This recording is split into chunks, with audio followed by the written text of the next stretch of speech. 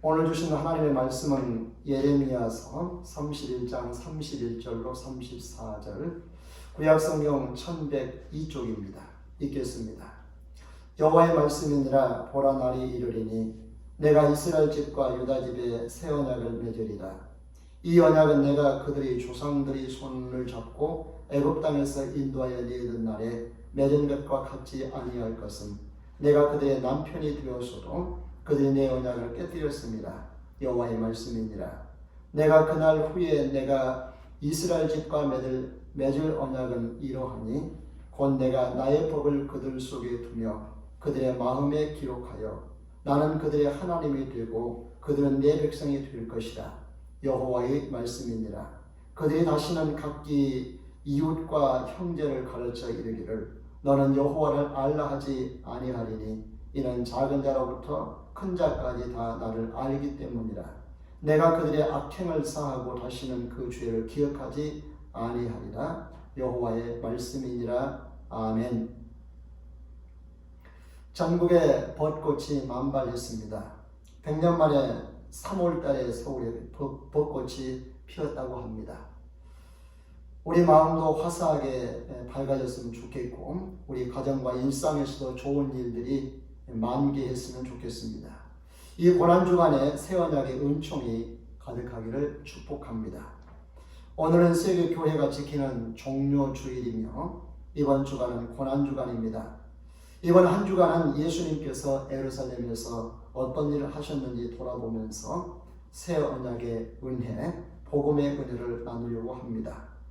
모세는 신명기 4장에서 출애굽 2세들에게 율법을 재교육할 때 이런 반문을 합니다.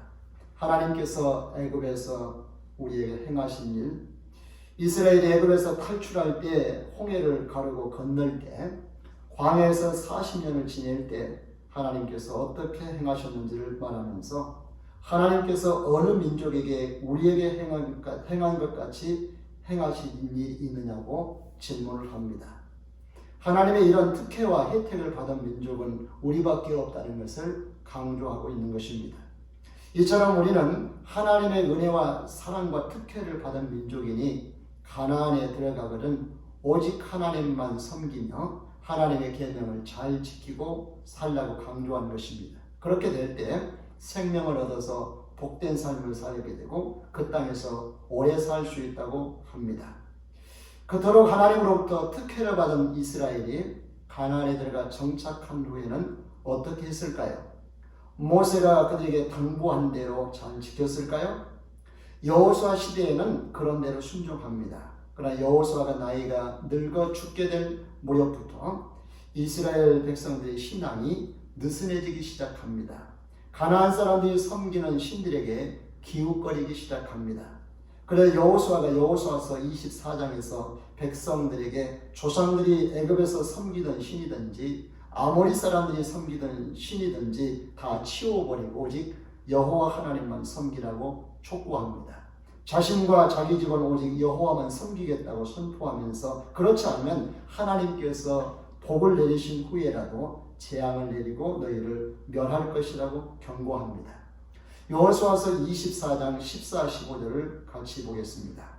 그러므로 이제는 여호와를 경외하며 온전함과 진실함으로 그를 섬기라.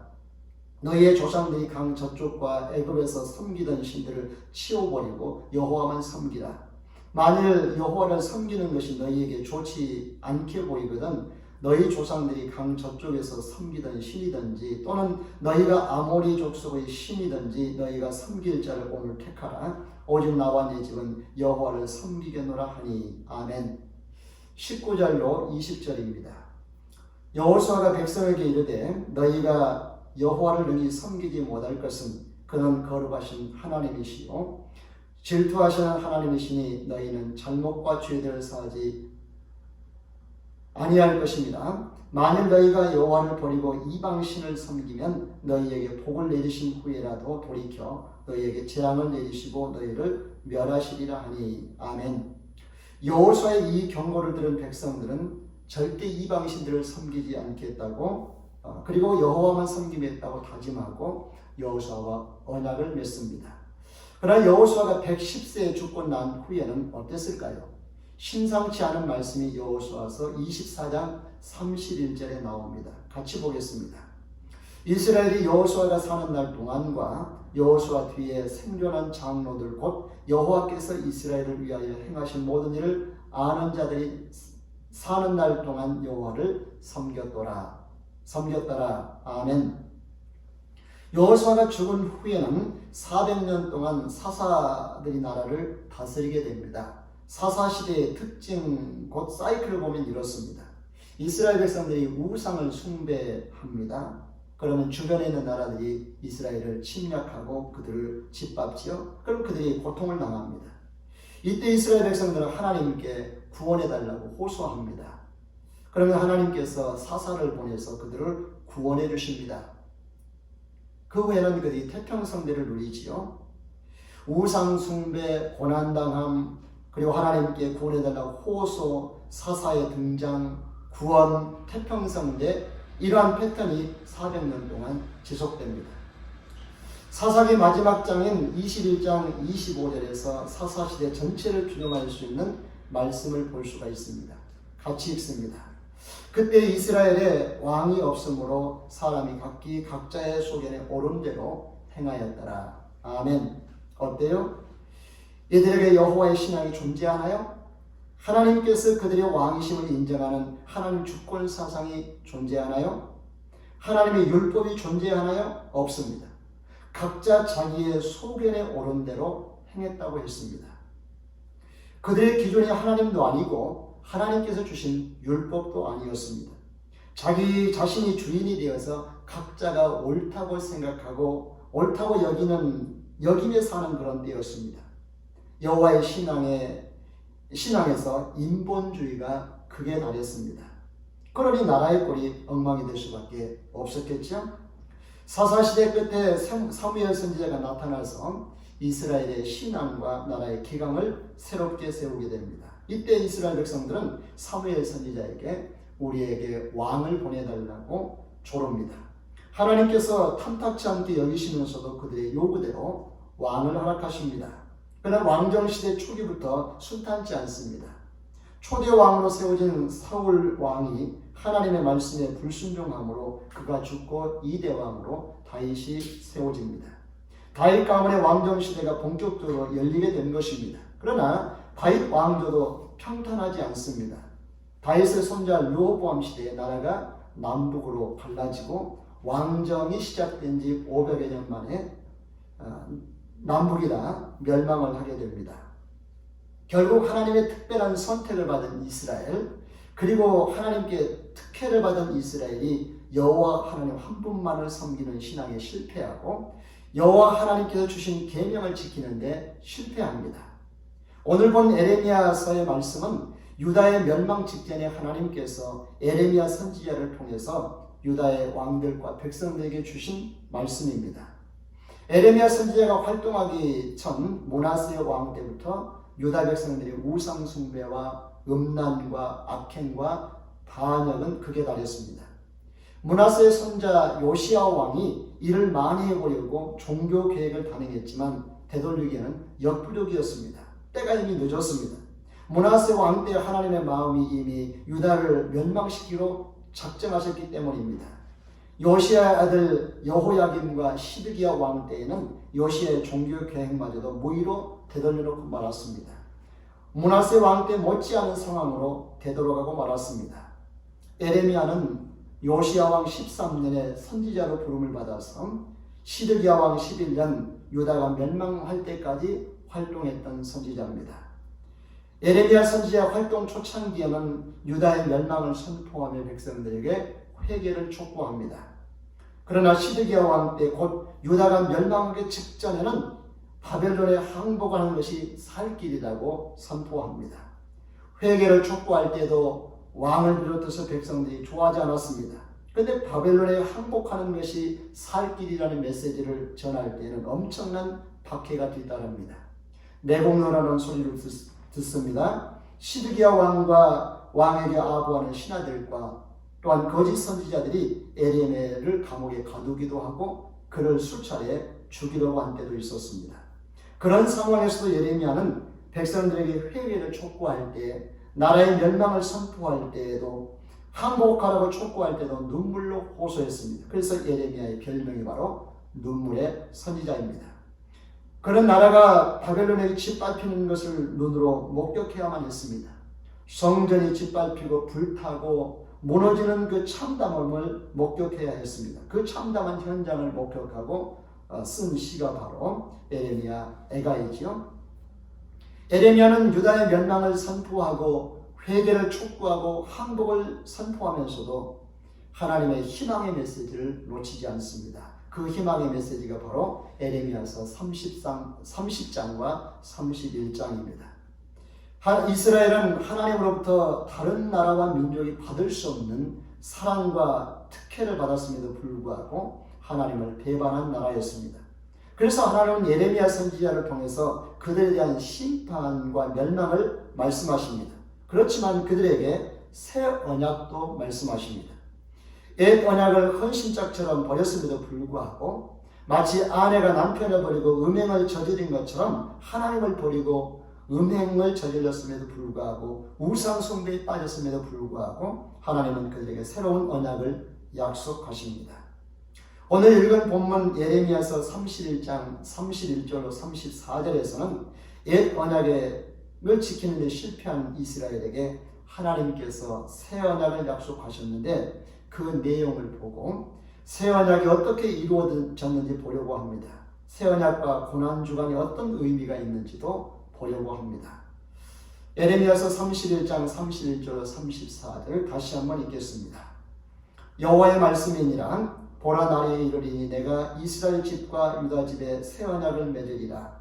이 언약은 내가 그들의 조상들의 손을 잡고 애굽 땅에서 인도하여 내던 날에 맺은 것과 같이 아니할 것은 내가 그들의 남편이 되었어도 그들이 내 언약을 깨뜨렸습니다. 여호와의 말씀이니라. 그러나 그날 후에 내가 이스라엘 집과 맺을 언약은 이러하니 곧 내가 나의 법을 그들 속에 두며 그들의 마음에 기록하여 나는 그들의 하나님이 되고 그들은 내 백성이 될 것이라. 여호와의 말씀이니라. 그들이 다시는 각기 이웃과 형제를 가르쳐 이르기를 너는 여호와를 알라 하지 아니하리니 이는 작은 자로부터 큰 자까지 다 나를 알기 때문이라. 내가 그들의 악행을 쌓고 하시는 그 죄를 기억하지 아니하리라. 여호와의 말씀이니라. 아멘. 본문에서 하나님께서 이스라엘 집과 유다 집에 맺겠다고 하시는 새 언약에 대해서 살펴보겠습니다. 먼저는 하나님께서 누구와 새 언약을 맺으시겠다고 하시는가요? 이스라엘 집과 유다 집입니다. 1차적으로는 이스라엘 전체 공동체를 말합니다. 더 나아가서는 예수 그리스도를 믿고 아브라함의 후손이 되어서 영적 이스라엘이 된 모든 그리스도인을 가리킵니다. 옛 언약은 이스라엘과만 해당되는 언약이라면 새 언약은 예수를 믿고 그리스도인이 된 모든 자에게도 해당되는 언약이기 때문이지요. 두 번째 새 언약은 이스라엘 백성들이 출애굽한 후에 시내산에서 맺은 언약과는 전혀 다른 새 언약이라고 말씀하십니다. 새 언약의 내용은 나중에 확인해 보겠습니다. 일단은 옛 언약과 전혀 다른 언약이라는 것만을 기억해 주시기 바랍니다. 세 번째, 하나님은 왜 이스라엘 집과 유다 집에 새 언약을 맺으시겠다고 하시는지요? 하나님께서 그들의 남편이 되었음에도 불구하고 그들이 언약을 깨뜨렸기 때문이라고 말씀하십니다. 언약을 지키지 못했기 때문이라고 말씀하시고 다시 말하면 언약을 지킬 능력이 없기 때문이라고 말씀하십니다. 옛 언약은 시내산에서 하나님께서 돌판에 새겨주신 10계명을 비롯해서 출애굽기 20장부터 23장까지의 율법, 그리고 성막과 레위기 제사의 율법, 민수기에서 보충한 율법 등을 말합니다. 그러나 이스라엘 백성들이 이를 지키지 못하고 깨뜨려버리고 말았습니다. 그러자 하나님은 이스라엘과 새로운 언약을 맺으시겠다고 하십니다. 다음으로 하나님께서 이스라엘과 맺을 새 언약은 그들 속에 두고 그들의 마음에 기록하겠다고 하십니다. 그래서 하나님은 그들의 하나님이 되고 그들은 하나님의 백성이 될 것이라고 하십니다. 옛 언약인 10계명은 돌판에 새겨주셨다면 새 언약은 돌판이 아니라 그들의 마음판에 새겨주시겠다라고 하십니다. 다섯 번째, 새 언약은 각기 이웃과 형제에게 너는 여호와를 알라고 가르칠 필요가 없게 될 것이라고 하십니다. 왜냐하면 이 언약은 그들 마음속에 새겨져 있기 때문에 작은 자로부터 큰 자까지 다른 사람의 가르침이 없어도 하나님을 알 수 있기 때문이라고 말씀하십니다. 마지막으로 새 언약은 그들의 악행을 사하고 다시는 그 죄를 기억하지 아니하는 언약이라고 하십니다. 여기서 이상한 점이 발견됩니다. 새 언약을 주신 이유가 바로 하나님께서 그들의 남편이 되었음에도 불구하고 그들이 언약을 깨뜨렸기 때문이라고 하십니다. 언약이라는 말 속에는 잘 지키면 축복이지만 언약을 어기면 죽는다는 의미가 있습니다. 그래서 언약을 맺을 때에는 짐승을 쪼개고 그 안에 손을 넣고 맹세를 하거나 피로 맹세를 합니다. 이와 같이 하는 것은 언약을 어기면 죽는다, 언약을 어기면 끝장난다는 뜻입니다. 그런데 하나님은 이스라엘이 먼저 언약을 깨뜨렸음에도 불구하고 그들을 파멸시키지 않고 죽이지 않고 새 언약을 다시 맺으시겠다고 하십니다.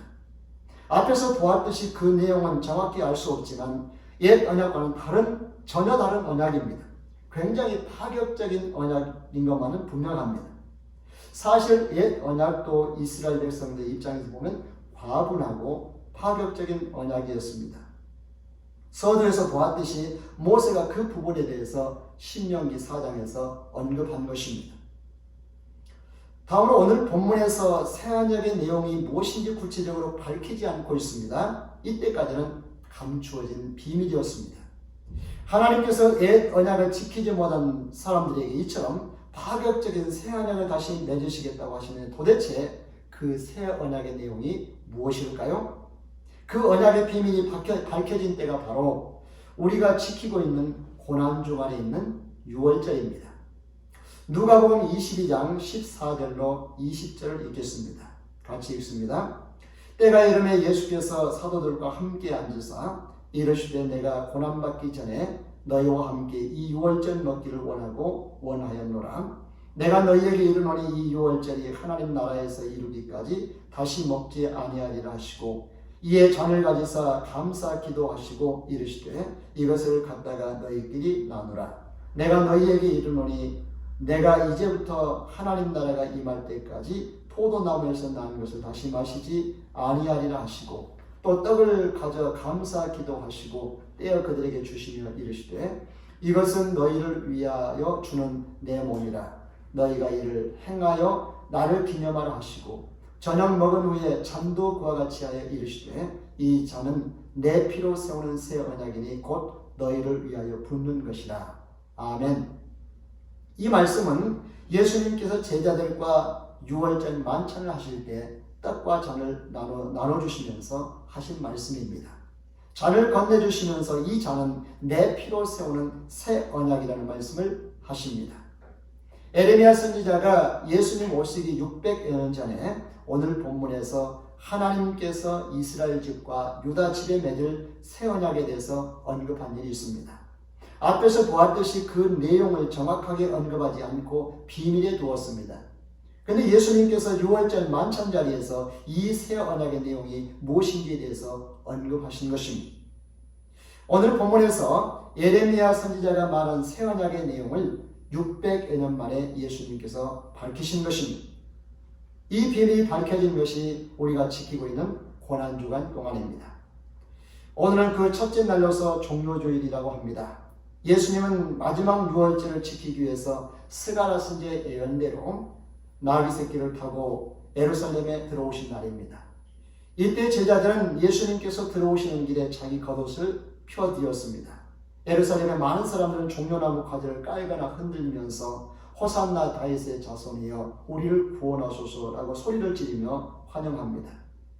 이스라엘 백성들에게는 가장 중요한 세 가지 절기가 있지요. 유월절과 오순절과 장막절입니다.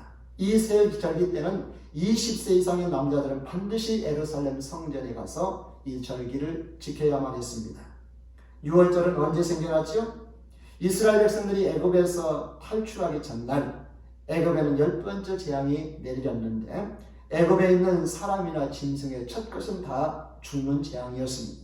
그러나 하나님께서 이스라엘 백성들에게는 이 재앙을 피할 길을 알려주셨습니다. 1년 된 흠없는 어린 양을 잡아서 그 피를 출입문에 바르는 것이었습니다. 그러면 그 집안에 있는 사람의 장자와 그 집의 짐승의 첫 것은 죽지 않았습니다. 그날 밤에 죽음의 신이 그 집을 지나갈 때 양의 피가 발라진 집은 그냥 지나갔습니다. 그래서 유월절이라고 하죠. 영어로는 패스오버이라고 부릅니다. 그때 하나님께서 이스라엘 백성들에게 매년 이 날을 기념하여 지키라고 하신 것입니다. 이 유월절 절기가 예수님 때까지 계속되고 있었습니다. 예수님께서 새 언약을 말씀하신 날은 바로 양 잡는 날 저녁 유월절 만찬 때입니다. 흔히 유월절에 먹는 음식은 양고기와 누룩 넣지 않은 떡과 쓴나물입니다. 그런데 예수님과 제자들의 유월절 만찬에서는 평소와 다른 음식이 준비되었습니다. 누룩이 들어가지 않은 떡과 포도주입니다. 이때 예수님께서 제자들에게 떡을 떼어주시면서 이것이 내 몸이라 하셨고, 잔을 건네주시면서 이 잔은 내 피로 세우는 새 언약이라고 말씀을 하신 것입니다. 여기에서 새 언약이 등장하죠. 고린도전서 11장 23절로 26절에서 사도 바울은 예수님께서 제자들과 가졌던 성만찬을 다시 언급하면서 새 언약에 대해서 말하고 있습니다. 같이 읽어보죠. 내가 너희에게 전한 것은 주께 받은 것이니 곧 주 예수께서 잡히시던 밤에 떡을 가지사 축사하시고 떼어 이르시되 이것은 너희를 위하는 내 몸이니 이것을 행하여 나를 기념하라 하시고 식후에 또한 그와 같이 잔을 가지시고 이르시되 이 잔은 내 피로 세운 새 언약이니 이것을 향하여 마실 때마다 나를 기념하라 하셨으니 너희가 이 떡을 먹으며 이 잔을 마실 때마다 주의 죽으심을 그가 오실 때까지 전하는 것이니라. 아멘. 이 잔은 내 피로 세운 새 언약이냐는 이 말씀의 의미가 무엇인가요? 바로 그것이 새 언약의 내용입니다. 예수님은 유월절 만찬 자리에서 제자들에게 자신의 죽음을 말씀하십니다. 이번 유월절에 죽어야 될 제물은 양이 아니라 자기 자신이라는 말이죠. 바울도 고린도전서 5장 7절에서 예수님을 가리켜서 유월절 어린 양이라고 말했습니다. 세례요한은 요한복음 1장 29절에서 예수님을 가리켜서 세상 죄를 지고 가는 하나님의 어린 양이라고 했습니다. 예수님은 자신이 십자가에서 흘릴 피와 십자가의 죽음이 바로 새 언약이라고 말씀하신 것입니다. 애굽에서 제정된 유월절은 이스라엘 백성들이 애굽에 내린 장자의 죽음에서 양의 피를 바르고 살아난 것을 기념하여 지키는 옛 언약입니다. 이제는 예수님께서 자기가 십자가에서 흘린 그 피로 새 언약을 세우겠다고 하시죠. 다시 말하면 자신이 죽음으로 죽어야 될 사람들을 살리겠다는 말입니다. 옛 언약에서 양의 피는 장자들을 살렸습니다. 그러나 새 언약에서는 예수님의 피가 죄인들을 영원한 죽음에서 살리십니다. 아멘. 그래서 그를 믿는 자는 누구든지 그의 죄를 사하고 기억지도 않으시겠다고 하십니다. 뿐만 아니라 나는 그들의 하나님이 되고 그들은 내 백성이 될 것이라고 하십니다. 그런데 아이러니한 일이 있습니다.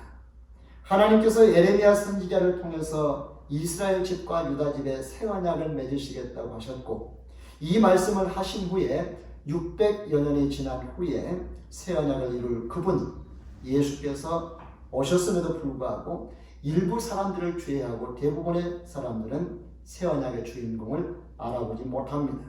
신기하게도 성경을 많이 아는 사람들이 더 몰랐습니다. 오히려 부인하고 대적하고 죽이기까지 합니다. 유대인들은 지금도 모르고 그 새 언약을 이루실 메시아를 기다리고 있습니다. 얼마나 안타까운 일인지 모릅니다. 이들이 눈이 멀고 귀가 멀어서 모르고 받아들이지 않을 때 그 혜택을 입은 사람들이 있습니다. 예수님을 알아보고 믿은 자들이지요. 마음으로 믿고 입으로 시인해서 받아들인 사람들입니다. 유대인들이 이를 받아들이지 않자 이방인들에게 그 혜택이 돌아갔습니다. 사도 바울은 이방인에게 복음을 전할 선교사가 되어서 새 언약을 이루신 분이 예수라는 사실을 전합니다. 그는 이방인의 동네에 갈 때마다 유대인들이 모이는 회당에 먼저 찾아가서 새 언약을 이루신 분이 바로 예수라고 증거합니다. 그들이 이방인들보다 먼저 구원받기를 바랐기 때문이지요. 그러나 그들은 받아들이지 않습니다. 바울은 그들의 모습을 보면서 너무 고통스러워서 로마서 9장 1절로 3절과 10장 1절에서 이렇게 그의 고통을 표현합니다. 같이 읽습니다. 내가 그리스도 안에서 참말을 하고 거짓말을 아니하노라. 나에게 큰 근심이 있는 것과 마음에 그치지 않는 고통이 있는 것을 내 양심이 성령 안에서 나와 더불어 증언하노니 나의 형제 곧 골육의 친척을 위하여 내 자신이 저주를 받아 그리스도에게서 끊어질지라도 원하는 바로라. 10장 1절입니다. 형제들아 내 마음에 원하는 바와 하나님께 구하는 바는 이스라엘을 위함이니 곧 그들로 구원을 받게 함이라. 아멘. 바울의 간절한 소망은 그의 골육, 그의 형제들이, 그의 친척들이, 그 민족들이 예수님을 새 언약의 주인공으로 믿고 구원받는 것이었습니다. 그러나 그것을 받아들이지 않자 너무 고통스러웠다고 하는 거죠. 2000년이 지난 오늘은 어때요? 유대인들이 새 언약의 혜택을 누리지 못하고 있는 사이에 그 혜택이 우리에게까지 돌아왔습니다. 아멘. 오늘 우리는 새 언약을 누리고 있는 사람들입니다. 하나님의 은혜로 예수님을 믿어 죄사함 받았고 하나님께서 우리의 죄를 기억지도 않으시는 은혜를 입었습니다. 하나님께서 나의 아버지가 되시고 나는 하나님의 자녀가 되는 은혜를 입었습니다. 이것이 바로 지난 주일에 말씀드린 하나님의 경륜의 한 과정입니다. 아멘. 이번 한 주간 동안 성경을 통해서 예수님께서 이 세상에서 보낸 마지막 한 주간을 돌아보면서 하나님께서 예레미야 선지자에게 말씀하셨던 새 언약이 어떻게 이루어졌고 그 새 언약이 어떻게 나에게 그 효능을 미치게 되었는지 새 언약의 혜택이 얼마나 크고 놀라운지 다시 한번 확인해보는 복된 한 주간 될 수 있기를 주 이름으로 축복합니다. 기도하겠습니다. 사랑의 아버지 하나님 참으로 감사합니다. 하나님은 이스라엘 백성들이 옛 언약을 어기고 마치 하나님이 그들의 남편이 되었음에도 불구하고 정절을 지키지 못한 것처럼 그들이 언약을 어겼습니다. 그럼에도 불구하고 하나님은 그들을 버리지 아니하시고 다시 새 언약을 맺으시면서 그 새 언약의 주인공으로 메시아인 예수 그리스도를 이 땅에 보내셨습니다. 하지만 그들은 그때도 예수님을 제대로 알아보지 못했고 오히려 대적하고 부인하고 십자가에 죽이는 일까지 자행합니다. 그렇지만 일부 사람들은 예수가 그리스도이심을, 새 언약의 중보이심을, 새 언약의 주인공이심을 알고 그 피를 믿고 그의 죽음을 믿고 받아들임으로 구원받은 사람이 있었고 2000년이 지난 지금에는 그 은혜가 우리에게도 임했습니다. 그래서 감사합니다. 이번 한 주간이 고난 주간으로 저희들이 지키고 있습니다. 주님, 이 한 주간 동안 주님께서 이루신 일이 얼마나 놀라운 일인지, 새 언약을 이루신 일이 얼마나 크고 놀라운지, 우리에게 어떤 혜택이 임했고 어떤 놀라운 일들이 이루어졌는지를 보면서 주님께 영광과 찬송과 감사를 드리는 한 주간이 되게 하시고, 그래서 이 한 주간도 주님을 더 알아가는 복된 시간이 되어서 이 한 주간이 우리에게는 어떤 주간보다 더 행복한 시간이 될 수 있도록 축복해 주시옵소서. 예수님의 이름으로 기도하옵나이다. 아멘.